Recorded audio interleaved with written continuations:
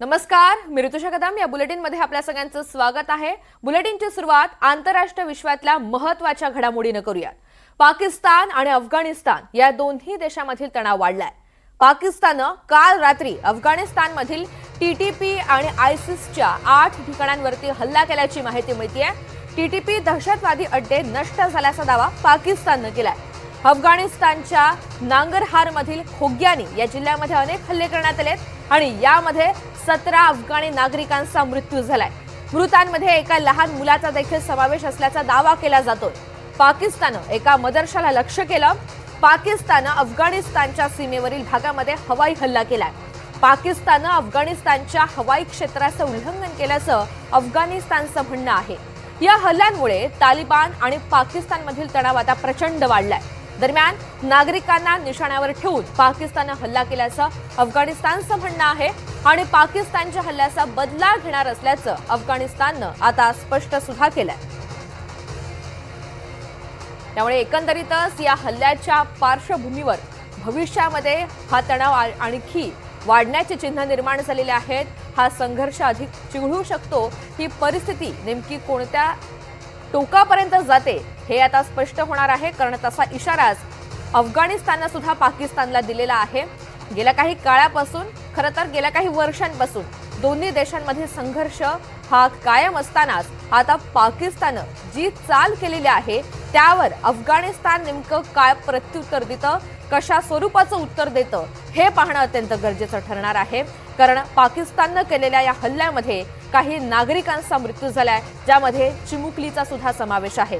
त्यामुळे पाकिस्तान आणि अफगाणिस्तान या दोन्ही देशांमधील तणाव प्रचंड वाढलेला आहे. पाकिस्ताननं कालच रात्री अफगाणिस्तानमधील टीटीपी आणि आयसिस सारख्या 8 ठिकाणांवरती हल्ला केला अशी माहिती सध्या समोर येते. दहशतवादी अड्डे नष्ट झाल्याचा पाकिस्तानचा दावा सुद्धा आहे.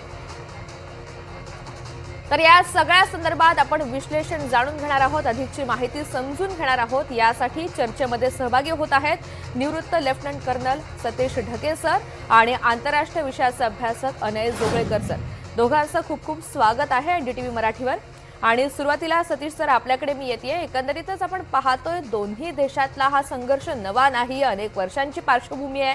संघर्ष कायम सुद्धा होता, पण आता झालेला हल्ला अचानक आहे की त्याची काही पार्श्वभूमी गेल्या काही काळामध्ये तयार झालेली होती? नेमकं काय चित्र आहे सध्याचं, काय म्हणायचं?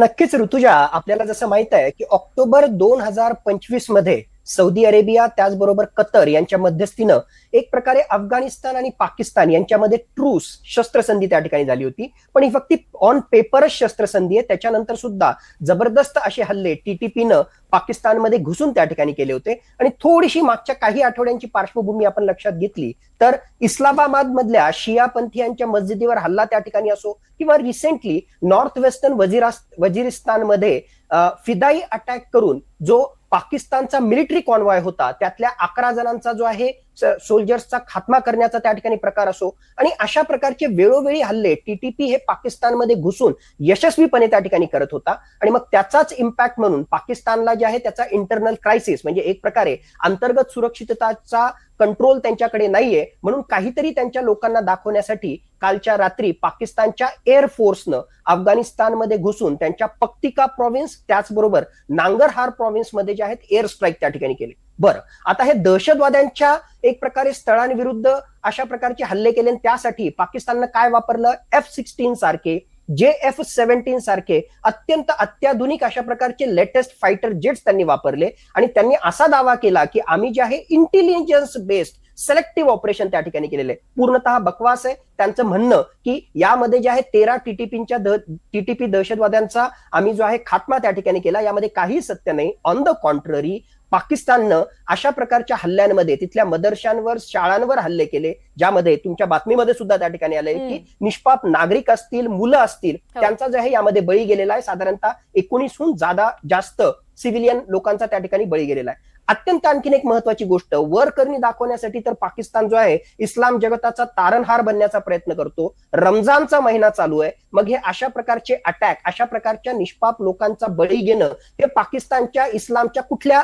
तत्वामध्ये बसतं हे सुद्धा आता पाकिस्तानने जे आहे जगाला सांगण्याची गरज आहे. मुळात वेगवेगळ्या प्रकारचे प्रश्न आहेत ते चर्चेमध्ये त्या ठिकाणी येतीलच. मग टीटीपीला जो आहे अफगाणिस्तानचा सपोर्ट सारखा प्रश्न त्या ठिकाणी असो, ड्युरंड लाईनची जी आहे वादग्रस्त सीमा त्या ठिकाणी त्याच्यात असो, आणि सगळ्यात महत्वाचं की ज्या तालिबानला पाकिस्ताननं आतापर्यंत पोचलं होतं तोच तालिबानचं सरकार आपल्या विरुद्ध एक प्रकारे जे आहे उलट त्या ठिकाणी येतंय, हे पाकिस्तानला काही त्या ठिकाणी पटत नाहीये. त्याचा त्यामुळे जळफळाट होतोय आणि अफगाणिस्तान आणि भारताची जवळीक निर्माण होतीये हे सुद्धा पाकिस्तानला पटत नाही. आणि म्हणूनच एक प्रकारे फेल्ड, काही लोक त्यांना फील्ड मार्शल असीम मुनीर म्हणतात, पण फेल्ड मार्शल असीम मुनीरचं ISIचं आणि पाकिस्तानच्या सरकारचं एकदम ढळढळीत अशा प्रकारचं अपयश अशा प्रकारच्या हल्ल्यांच्या माध्यमातून आपल्या समोर स्पष्टपणे येत आहे. अगदी खरं आहे सतीश सर. आणि या सगळ्या संदर्भातले आपण जे मुद्दे आता ज्याचा उल्लेख केलेला आहे त्या संदर्भात आपण सविस्तर पुढे बोलूयाच.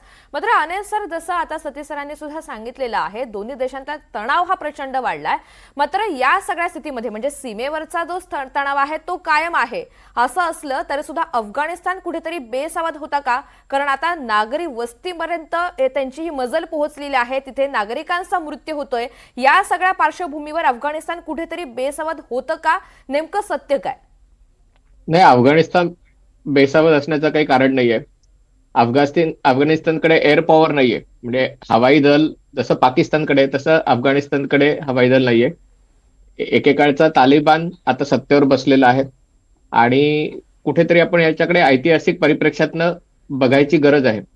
जे भारताची एक नैसर्गिक सीमारेषा सिंधू नदी होती आणि सिंधू नदीच्या पुढचा भाग होता जो ब्रिटिशांच्या काळात नॉमिनली त्यांच्या ताब्यात होता, पण त्याचा फारसा कंट्रोल नव्हता. आणि जे पठाण लोक आहेत, पख्तून लोक आहेत, त्यांची अफगाणिस्तानातली लोकसंख्या 40 ते 50% आहेत, पण तरी ती साधारणतः 1.5 ते 2 कोटी आहेत. आणि पाकिस्तानल्या पठाणमधल्या लोकांची संख्या 20% असली तरी ती 3.5 ते 4 कोटी आहे. आणि त्यामुळे या सगळ्या पठाण किंवा पख्तून लोकांना वाटत होतं की आपण एकत्र आहोत, आपण एकमेकांचे भाऊ आहोत. आणि त्यामुळे त्यांचा स्वतंत्र देश निर्माण करण्याचा प्रयत्न हाणून पाडण्यासाठी पाकिस्ताननी तालिबान तयार केला. पण नंतर त्या तालिबान मधला एक गट, तेहरीके तालिबान पाकिस्तान, जो आता पाकिस्तानमधनं कार्यरत आहे, तो पाकिस्तानच्या जीवावर उठला. आणि पाकिस्तानचा असा दावा आहे की हा गट अफगाणिस्तानमधनं पाकिस्तानवर हल्ले करतो. दुसरी गोष्ट, या सगळ्याकडे आपण जागतिक राजकारणाच्या परिप्रेक्ष्यातनं बघायला पाहिजे. एकीकडे आज आखाती अरब देशामध्ये सौदी अरेबिया, कतार, तुर्की विरुद्ध UAE म्हणजे संयुक्त अरब अमिराती अशा प्रकारचं एक शीतयुद्ध सुरू आहे. आणि दुसरीकडे इराण विरुद्ध अमेरिका युद्ध होण्याची शक्यता आहे. या दोन्ही गोष्टींमुळे संपूर्ण मुस्लिम जग ढवळून निघत आहे. तालिबानला संयुक्त अरब अमिरातीचा बऱ्यापैकी पाठिंबा आहे आणि पाकिस्तानच्या मागे आज सौदी अरेबिया, कतार, तुर्की ठामपणे उभा आहे. गेल्या काही दिवसांपूर्वी इमाम बारगा इथे जो हल्ला झाला त्यातनं पुन्हा एकदा सुन्नी शिया संघर्ष उफाळून आला. जेव्हा जेव्हा पाकिस्तानला सौदी अरेबिया आणि इतर आखाती अरब देशांनी मदत केलेली आहे, तेव्हा इराण विरुद्ध सौदी अरेबिया या शीतयुद्धाचं केंद्र पाकिस्तानमध्ये सरकलेलं आहे. कराची आणि इतर भागामध्ये कायम सुन्नी शिया युद्ध झालेलं आहे. आणि त्यामुळे पाकिस्तान आता दुहेरी कोंडीत अडकलेला आहे. एकीकडे बलोच लोक स्वतःच्या स्वातंत्र्यासाठी उठाव करून आहेत आणि आता त्याला पठाण लोकांनी, पश्तून लोकांनी साथ दिलेली आहे. आता अफगाणिस्तानकडे स्वतःचा एअरफोर्स नाहीये आणि त्यामुळे पाकिस्तान मन मानेल तसं अफगाणिस्तान विरुद्ध कारवाई करू शकते, हवाई बॉम्बिंग करू शकतं.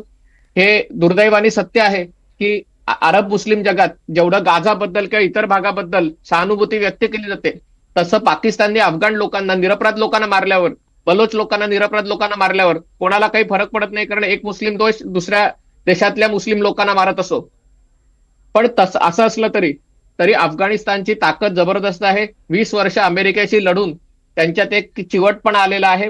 लोकसंख्या एक आहे, संस्कृती एक आहे आणि त्यामुळे जरी हवाई हल्ले केले असले आणि लोक मारले असले तरी पाकिस्तानची अनकन्व्हेन्शनल वॉरफेअरमध्ये या लोकांना थोपवण्याची ताकद मर्यादित आहे, त्यांची आर्थिक ताकद मर्यादित आहे. आणि जगात अन्य मोठं संकट असताना पाकिस्तानच्याकडे प्रश्नाकडे लक्ष द्यायचं अमेरिकेला किंवा इतर देशांना अजिबात रस नाहीये.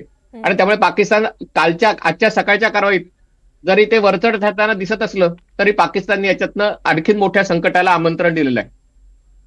हाच मुद्दा घेऊन मला सतीश सरांकडे जायचं आहे. सतीश सर, अफगाणिस्तानची ताकद ही प्रचंड आहे पाकिस्तानच्या अगदी समोर, हे काही सत्य नाकारता येणार नाही. असं असताना या हल्ल्यानंतर आता अफगाणिस्ताननं सुद्धा पाकिस्तानला धमकीवजा इशारा दिलेलाच आहे. त्यामुळे हा संघर्ष नेमका कोणत्या दिशेनं जातोय, ह्याचं भविष्य नेमकं कसं आहे? नक्कीच हा संघर्ष आणखीन चिघळणार. यातल्या 2-3 महत्वाच्या गोष्टी. टीटीपी आधीही आक्रमक होता, आता सुद्धा जो आहे येणाऱ्या काळामध्ये तो आणखीन आक्रमक होणार आहे अशा प्रकारच्या हल्ल्यांच्या माध्यमातून. आणि जसं डिस्कशन मध्ये आलं आणि अनय जोगळेकर यांनी राईटली त्या ठिकाणी पॉइंट आउट केलं की पाकिस्तानकडे जे आहे अत्याधुनिक अशा प्रकारचं एअरफोर्स आहे जे तालिबान फोर्सेसकडे त्या ठिकाणी नाही. पण हे लक्षात घ्यावं लागेल की तालिबानकडे जे त्यांचे लढवय्ये आहेत ते ग्राउंड फोर्सेसमध्ये म्हणजे एक प्रकारे गनिमी काव्यामध्ये अत्यंत निष्णात असे आहेत आणि त्याच्यामुळेच पाकिस्तानमध्ये घुसून पाकिस्तानच्या लष्कराला असेल किंवा पाकिस्तानच्या सिक्युरिटी फोर्सेसला त्यांना आतापर्यंत सळो की पळो करून सोडलेलं आहे. भविष्यामध्ये सुद्धा जे आहे टीटीपी आणि इतर त्यांचे जे सहकारी दहशतवादी संघटना आहेत त्या अशा प्रकारचे हल्ले त्या ठिकाणी करतच राहतील. दुसरी महत्वाची गोष्ट, आता तालिबानचं सैन्य, तालिबान फोर्सेस हे सुद्धा जे आहे जसं मागच्या काही महिन्यांमध्ये त्यांनी पाकिस्तानमध्ये घुसून हल्ले केले होते तशा प्रकारचे हल्ले जे आहेत तालिबानी सैन्याकडून सुद्धा म्हणजे टीटीपी शिवाय तालिबानी सैन्याकडून सुद्धा तशा प्रकारचे हल्ले होण्याची शक्यता त्या ठिकाणी नाकारता येत नाही. तिसरा अत्यंत महत्वाचा फॅक्टर आपल्याला लक्षात घ्यावा लागेल की आता फक्त टीटीपी हा पहिल्यासारखा फक्त गनिमी काव्यांना हल्ले करणं किंवा एक प्रकारे जे आहे फिदाई हल्ले करणं इथपर्यंत तो मर्यादित राहिलेला नाही.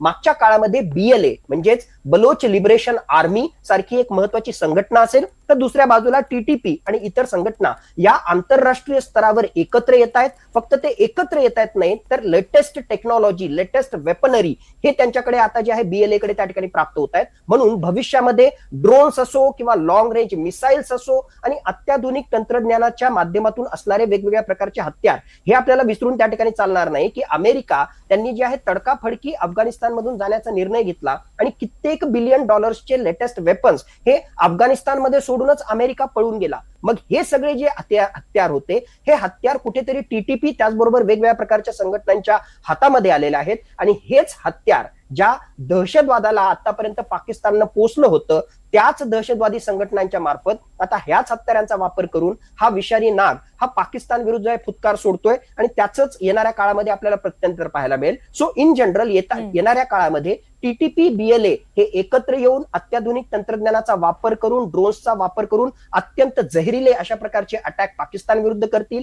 तालिबानी फोर्सेस सुद्धा त्यांच्या विरुद्ध जे आहेत त्या ठिकाणी अटॅक करतील आणि हा वाद जो आहे तो आणखीन चिघळत जाणार आहे. माझ्या मते या सगळ्या गोष्टींमध्ये सगळ्यात जास्त जर कोणाची कोंडी होत असेल तर ती चायनाची. कारण चायनासाठी जे आहे भविष्यामध्ये चायना पाकिस्तान इकॉनॉमिक कॉरिडॉर 2.0 यामध्ये पाकिस्तान त्याचबरोबर अफगाणिस्तान हे 2 महत्वाचे पार्टनर असणार आहेत आणि पाकिस्तान आणि अफगाणिस्तान यांच्यामध्ये जर अशा प्रकारचा संघर्ष असेल तर चायनाला पाकिस्तानमध्ये त्याचबरोबर या वेगवेगळ्या अफगाणिस्तानच्या प्रांतामध्ये जे इन्व्हेस्टमेंट करायचं आहे आणि त्याच्या माध्यमातून स्वतःची जी प्रगती साधायची आहे त्याच्या विरुद्ध त्याच्याविषयी जे आहे प्रश्नचिन्ह निर्माण होतील. म्हणून खऱ्या अर्थानं चायना सारख्या देशाची सुद्धा या सगळ्या संघर्षामुळे कोंडी होतीये. सौदी अरेबिया सारखा देश जो आतापर्यंत म्हणत होता की आता आम्ही जे आहे पाकिस्तानच्या सोबतीला आहे, पाकिस्तानचा दुश्मन म्हणजे आमचा दुश्मन, मग इस्लामिक जगतामध्येच अशा प्रकारचा वादविवाद आणि अफगाणिस्तान विरुद्ध त्या ठिकाणी स्टान्स घेणं यामध्ये इनडिरेक्टली जे आहे सौदी अरेबियाची सुद्धा त्या ठिकाणी गोची होण्याची संभावना त्या ठिकाणी. पण हे प्रकरण आणखी चिघळत जाणार कारण ऑक्टोबर 2025 मध्ये सुद्धा ऑन पेपर एक प्रकारचा करार त्या ठिकाणी झाला होता. डोनाल्ड ट्रम्पने जे आहे मोठा गाजावाजा त्या ठिकाणी त्याच्यात केला होता. पण अशा प्रकारचा करार हा ऑन पेपर जरी झाला असला तरी ऑन ग्राउंड नाहीये आणि भविष्यामध्ये हे आणखी जे आहे उग्र स्वरूप धारण करेल अशाच प्रकारची चिन्ह आज घडीला मला वाटतायत. बरोबर आहे. अशा घटना जेव्हा घडत असतात तेव्हा त्या 2 देशांमधील ही जी तणावाची स्थिती असते त्याचे परिणाम इतर देशांना सुद्धा कुठेतरी भोगावे लागत असतात किंवा त्यांना अर्थात म्हणजे भूमिका सुद्धा घ्यावी लागते. आणि सर जसं आपण मगाशी सुद्धा विश्लेषणामध्ये सांगितलेलं होतं जगामधील इतर देशांना सुद्धा या सगळ्या संदर्भात भूमिका घ्यावी लागू शकते. खास करून आखाती देश पाकिस्ताननं आंतरराष्ट्रीय समुदायाला तालिबानवर दबाव टाकण्याची मागणी केली आहे. या मागणीविषयी इतर देशांची नेमकी कशी भूमिका असू शकते? नाही, इतर देशांनी जरी प्रतिक्रिया दिली तरी ती केवळ लिप सर्व्हिस असेल. तसं बघायला गेलं तर सौदी अरेबिया आणि पाकिस्तान यांच्यामध्ये जो करार झालेला आहे त्या करारानुसार जर तालिबाननी पाकिस्तानवर हल्ला केला तर तालिबानवर हल्ला करण्यासाठी सौदी अरेबिया बांधील आहे. पण सौदी अरेबिया एक सैनिकही तिथे पाठवणार नाही कारण सौदी अरेबियाला पाकिस्तानचं भाड्याचं सैन्य हवंय आणि त्यामुळे अरब जगातनं काहीतरी एखादं वक्तव्य इश्यू केलं जाईल पण त्याच्यातनं पुढे काही होणार नाही.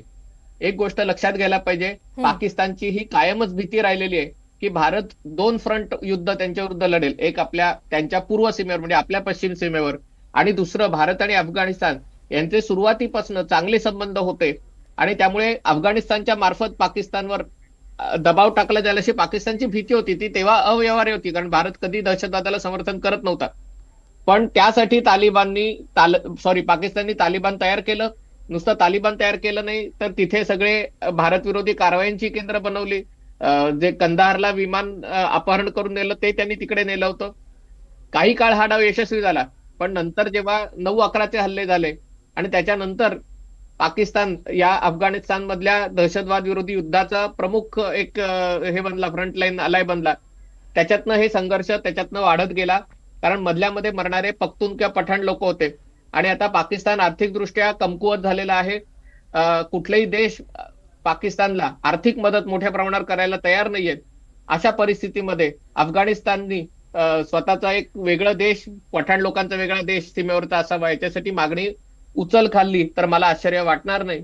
आणि त्यामुळे आता जेव्हा इराण विरुद्ध अमेरिका संघर्षाचे ढग असतील, तेव्हा पाकिस्तानच्या मदतीला कोणते अरब देश येतील असं मला वाटत नाही. पण यातनं अमेरिका आणि आखाती देशांची चिंता मात्र वाढलेली आहे, कारण ट्रम्प यांच्यासाठी पण इराण विरुद्धचे संभाव्य युद्ध आहे हे पटकन 4 दिवसात 8 दिवसात एक मोठी हवाई कारवाई करायची आणि थांबायचं असं हे होतं. पण आता त्या युद्धाच्या आधीच जर इराणच्या सीमेवर अशा प्रकारचं एक युद्ध सुरू होत असेल, त्याला कुठेतरी सुन्नी शिया संघर्षाची किनार असेल. कारण हे का सुरू झालं, कारण पाकिस्तानमध्ये इस्लामाबाद मधल्या सगळ्यात सुरक्षित जागी शिया लोकांच्या केंद्रावर हल्ला होत असेल, तर याला सुन्नी शिया याच्यातनं संघर्ष उफाळण्याची भीती आहे. आणि असं असल्यामुळे मला असं वाटतं की सगळ्या जगासाठी ही डोकेदुखी, मुस्लिम देशांसाठी पण ही डोकेदुखी निर्माण झालेली आहे. हो, या चर्चेमध्ये आता आर्थिक क्षमतेचा मुद्दा उपस्थित झालाय, म्हणून सतीश सर हा प्रश्न आहे, दोन्ही देश आर्थिक दृष्ट्या तसे संकटात आहेत, असं असताना हे हल्ले होणं, अशा स्वरूपाचे हल्ले होणं आणि याचा त्या दोन्ही देशांवर नेमका कसा परिणाम होऊ शकतो, खास करून तिथल्या सर्वसामान्य जनतेला महागाई सारख्या संकटाला सामोरं जावं लागू शकतं का, तिथे नेमकी काय स्थिती ओढावू शकते? नक्कीच ऋतुजा, अत्यंत महत्वाचा असा मुद्दा तुम्ही या ठिकाणी रेज केला. मुळातच पाकिस्तान असो किंवा अफगाणिस्तान असो, तिथली आर्थिक परिस्थिती जी अत्यंत हलाखीची आहे. अफगाणिस्तान विषयी बोलायचं असेल तरी जरी त्या ठिकाणी तालिबानची सत्ता आली असली तरी आज जगातल्या मॅक्सिमम देशांनी जे आहे अजून सुद्धा अफगाणिस्तानला तशा प्रकारची लिगॅलिटी त्यांना दिलेली नाही. म्हणून आंतरराष्ट्रीय मान्यता न मिळाल्यामुळे एक प्रकारे तशा प्रकारचं इन्व्हेस्टमेंट किंवा तशा प्रकारचा जो आहे आर्थिक सहाय्य त्याला मिळत नाहीये. म्हणून अफगाणिस्तानच्या जनतेचे बुरे हाल आहेत. त्या ठिकाणी जे आहेत महागाई असो, त्याचबरोबर बेरोजगारी असो, याचे मोठे प्रश्न त्या ठिकाणी आहेतच आहेत. त्याहून विपरीत परिस्थिती जी आहे ती पाकिस्तानची आहे. आपल्याला माहिती आहे की आज घडीला सगळ्यात जर दुखती नस पाकिस्तानची कुठली असेल तर पाकिस्तानची गर्तेत जाणारी अर्थव्यवस्था. तिथल्या जनतेला विचारा की 1 लिटर दुधाची किंमत त्या ठिकाणी काय आहे, 1 लिटर पेट्रोलची किंमत त्या ठिकाणी काय आहे, किती मोठ्या प्रमाणामध्ये महागाई वाढलेली आहे, किती मोठ्या प्रमाणामध्ये त्या ठिकाणी बेरोजगारी आहे. हे अत्यंत महत्वाचे प्रश्न असताना सुद्धा फक्त भावनात्मक दृष्ट्या पाकिस्तानच्या लष्करानं, त्याचबरोबर पाकिस्तानच्या सरकारनं वेळोवेळी जे आहे तिथल्या लोकांचं लक्ष भटकवण्यासाठी अशा प्रकारच्या सेंटिमेंटल इश्यू, मग कुठेतरी जे आहे भारताचाच मुद्दा काढायचा, कुठेतरी जे आहे अफगाणिस्तानशी संबंधित जे आहे कुठले मुद्दे त्या ठिकाणी काढायचे, म्हणजे मूळ प्रश्नाला बगल देऊन अशा प्रकारे जर संघर्षाची भूमिका तिथलं सरकार त्याचबरोबर पाकिस्तानचं लष्कर घेत असेल तर यातून त्यांचं काहीही साध्य होणार नाही. ऑन द कॉन्ट्ररी तिथल्या जनतेचे जे आहेत आणखीन बुरे हाल होणार आहेत, कारण अर्थव्यवस्था जी आहे त्यांची डबघाईला त्या ठिकाणी चाललेली आहे. दुसरी महत्वाची गोष्ट, पाकिस्तान जरी असा गवगवा करत असेल की आम्ही जे आहे अत्यंत इंटेलिजन्स बेस्ड सिलेक्टिव्ह ऑपरेशन्स केले आणि त्याच्या माध्यमातून अफगाणिस्तानमध्ये घुसून 8 महत्वाची जी स्थळं होते त्या ठिकाणच्या टीटीपीच्या कॅम्पला आम्ही उद्ध्वस्त केली, पण जसं आपल्याला माहिती की रियालिटी अशी आहे की कोलॅटरल डॅमेज मोठ्या प्रमाणामध्ये झालेला आहे, मदरशांवर हल्ले झालेले आहेत, सामान्य निष्पाप लोकांचे बळी त्या ठिकाणी गेलेले. हे पाकिस्तानवरच उलटणार आहे, कारण अशा प्रकारचे हल्ले केल्यामुळे जर तिथल्या निष्पाप लोकांचा बळी त्या ठिकाणी जात असेल तर तिथल्या टीटीपी सारख्या ज्या संघटना आहेत ज्या नेहमी पाकिस्तान विरुद्ध भूमिका त्या ठिकाणी घेतात, त्या टीटीपीला पाठिंबा हा अफगाणिस्तानमधून जो आहे मोठ्या प्रमाणामध्ये मिळणार आहे. टीटीपीला जे आहेत एक प्रकारचं केडर, म्हणजे थोडक्यात तिथे आणखीन दहशतवाद्यांची भरती करण्यासाठी अशा प्रकारच्या कोलॅटरल डॅमेज मधून जे नुकसान तिथल्या सामान्य जनतेचं होतंय त्या अफगाणिस्तानच्या युवकांचा मोठा भरणा हा टीटीपीच्या बाजूला येणार आहे आणि याचा विपरीत परिणाम पाकिस्तानवरच होणार आहे. म्हणून पाकिस्तान हे ओळखत नाहीये की अशा प्रकारचे हल्ले करून तो काहीही हासिल करत नाहीये. एक तर जे आहे टीटीपीला तो नेस्तनाबूत त्या ठिकाणी करतच नाहीये. ऑन द कॉन्ट्ररी त्याच्या विरुद्ध जो दबाव आहे अफगाणिस्तानमधून सरकारकडून त्याचबरोबर मोठ्या प्रमाणामध्ये या इस्लामिक दहशतवादी संघटनांकडून वाढतोयच. याच्या माध्यमातून टीटीपी, BLA, ISKP यासारख्या वेगवेगळ्या प्रकारच्या दहशतवादी संघटना या एकत्र येत आहेत आणि त्या एकत्रितपणे भविष्यामध्ये जे आहेत पाकिस्तानमध्ये तुटून पडणार आहे. पाकिस्तानसाठी अशा प्रकारचे हल्ले हे भविष्यामध्ये जे आहेत आणखीन त्यांना गर्तेत घेऊन जाणार आहेत असं जर म्हटलं तर ते चुकीचं ठरणार नाही. अगदी. अनिल सर, या चर्चेच्या आपण शेवटाकडे थोडेसे आलेलो आहोत म्हणून हा प्रश्न आहे. एकंदरीतच पाकिस्तान खरं तर भारताचा शत्रू राष्ट्र आहे आणि पाकिस्तानच सातत्यानं भारतावर हल्ले केलेले आहेत, दहशतवादी हल्ले केलेले आहेत. आता तशी काहीशी स्थिती त्यांच्यावर ओढावली आहे. म्हणजे किमान त्यांचा तरी तसा दावा आहे की अफगाणिस्तानने त्यांच्यावर तसे हल्ले केलेले होते. मात्र या सगळ्या संदर्भात आता भारतावर नेमका कसा परिणाम होऊ शकतो, भारत भविष्य काळात नेमकी काय भूमिका घेऊ शकतो? नाही, भारताची याच्यामध्ये काही भूमिका नाहीये. भारत आणि तालिबान राजवट जरी अधिकृतरित्या भारताने मान्यता दिली नसली तरी गेल्या वर्षी अफगाणिस्तानच्या तालिबानच्या राजवटीचे परराष्ट्र मंत्री मुत्तकी भारतात आले होते. नुसते भारतात आले नव्हते, त्यांनी दारुल उलूम देवबंद या एका प्रमुख धार्मिक केंद्राला भेट दिली होती. जवळजवळ आठवडाभर ते भारतात होते आणि त्यामुळे पाकिस्तानला खूप मिरच्या झोंबल्या होत्या. पाकिस्तानने तेव्हा देखील एक हवाई हल्ले केले होते, 200 लोक तेव्हा मारले होते. ही वस्तुस्थिती आहे. दुसरी गोष्ट, एक अगदी थोडका नवीन मुद्दा म्हणतो. पाकिस्तानचे माजी पंतप्रधान इम्रान खान जरी पंजाबमधून येत असले तरी ते पठाण आहेत आणि तालिबान राजवटीबरोबर संबंध प्रस्थापित करण्याची मूळ योजना सगळी इम्रान खानची होती. पण आता इम्रान खान तुरुंगात असल्यामुळे आणि आता त्यांचं एका डोळ्याची दृष्टी गेल्याच्या बातम्या आहेत, त्याच्यामुळे पाकिस्तानची जी पश्तून लोकसंख्या आहे, जवळजवळ 4 कोटी लोकसंख्या आहे, त्यांच्यामध्ये अस्वस्थता आहे. कारण ते इम्रान खानकडे आपला एक नेता म्हणून बघतात आणि या सगळ्याच्यामध्ये पाकिस्तानला अंतर्गत गोष्टींमध्ये लक्ष द्यावं लागत असेल तर भारतासाठी ही चांगली गोष्ट आहे. कारण भारताविरुद्ध लढाईची ताकद पाकिस्तानची कमी होते. खुमखुमी कमी होणार नाही पण ताकद कमी होते आणि त्यामुळे भारताने तयार राहावं आणि जेव्हा संधी मिळेल तेव्हा पाकिस्तानला अद्दल घडवण्यासाठी, कारण पाकिस्तान अशा प्रकारची खोडी काढण्याचा प्रयत्न करेल तर भारताने तयार राहायला पाहिजे. पण अदरवाईज पाकिस्तान आणि तालिबान यांच्यामधल्या संघर्षात भारताची काही भूमिका नाहीये. जी आपण काही बजावत असू तर ते आता इथे चर्चा करण्यासारखी नाहीये, पण अधिकृतरित्या आपली काही भूमिका नाहीये. हो, निश्चित. आणि हा संघर्ष काही नवा नाहीये. ह्या दोन्ही देशांमधला संघर्ष 2021 पासूनचा कायम आहे. आता मात्र कुठेतरी ही परिस्थिती सगळी चिघळते आणि नेमकी काय स्थिती आहे अगदी सोप्या भाषेत तुम्ही दोघांनी सुद्धा समजावून सांगितलं, मार्गदर्शन केलं आणि विश्लेषण केलं आहे. त्यासाठी दोघांचे धन्यवाद.